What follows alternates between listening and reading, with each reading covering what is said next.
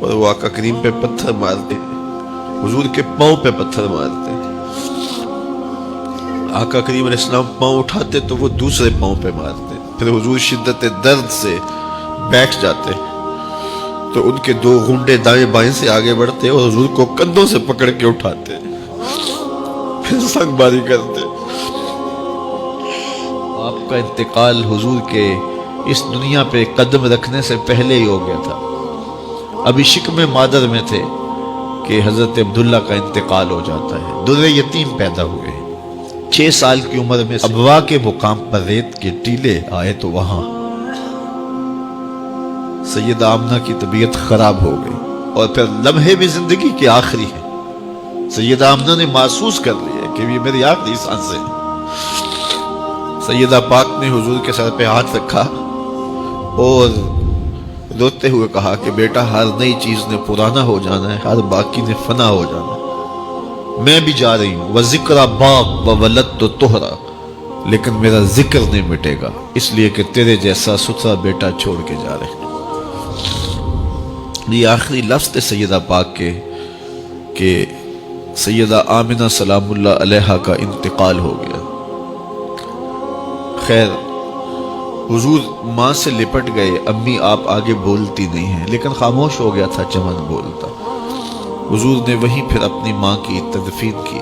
تدفین کے بعد ام ایمن کے ساتھ سواری پر بیٹھ جاتے ہیں اور چمٹ جاتے ہیں ام ایمن کے ساتھ، اور وہ جا کے حضرت عبد المطلب کے سپرد کر دیتی ہیں۔ تو حضرت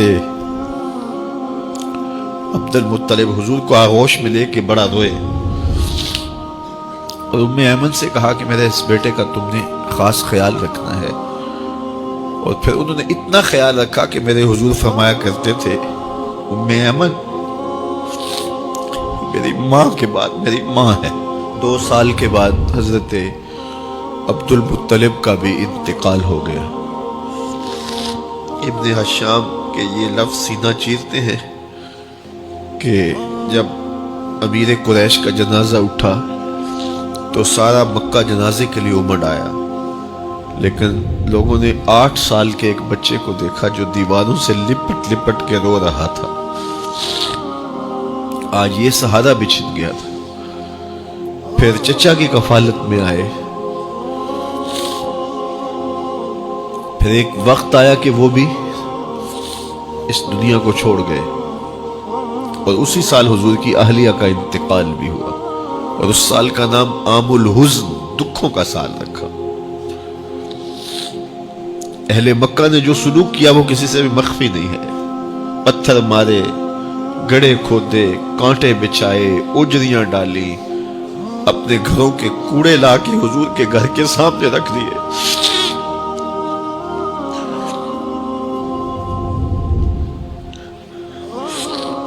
یہ کس چیز کی سزا دے رہے تھے میرے حضور کو؟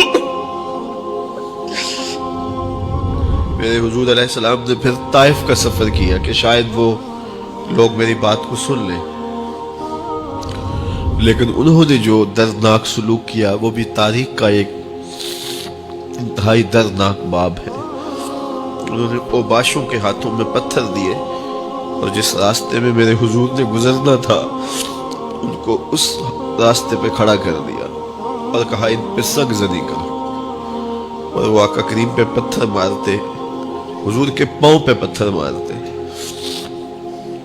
آقا کریم علیہ السلام پاؤں اٹھاتے تو وہ دوسرے پاؤں پہ مارتے، پھر حضور شدت درد سے بیٹھ جاتے تو ان کے دو گھنڈے دائیں بائیں سے آگے بڑھتے اور حضور کو کندھوں سے پکڑ کے اٹھاتے، پھر سنگ باری کرتے۔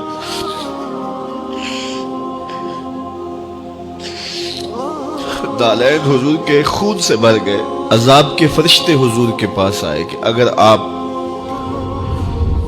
بد دعا بول دیں تو ابھی ہم ان پہاڑوں کو جوڑ دیتے ہیں اور یہ طائف کے لوگ پس جائیں گے ان پہاڑوں کے درمیان، آسمان سے پتھر اتریں گے، ان کے سر کچل دیے جائیں جنہوں نے آپ کو دکھ دیے۔ اب صحابہ جو ساتھ تھے انہیں بھی شدید آرزو تھی کہ حضور ان کے لیے بد دعا کریں، انہوں نے بڑا دکھ دیا، تو پھر حضور کے ہاتھ اٹھ گئے۔ صحابہ کا خیال یہ تھا کہ ابھی حضور کی زبان کھلے گی اور بد دعا کے لفظ نکلیں گے اور یہ پیس دیے جائیں گے، لیکن جب وہ لب کھلے، وہ پتلی پتلی گلے قدس کی پتیاں، وہ لب ہائے دور جب کھلے تو لفظ کیا تھے؟ اے اللہ میری قوم کو ہدایت دے دے، یہ مجھے جانتی نہیں، اور کہا کہ مجھے ان کی نسلوں سے ایمان کی توقع ہے۔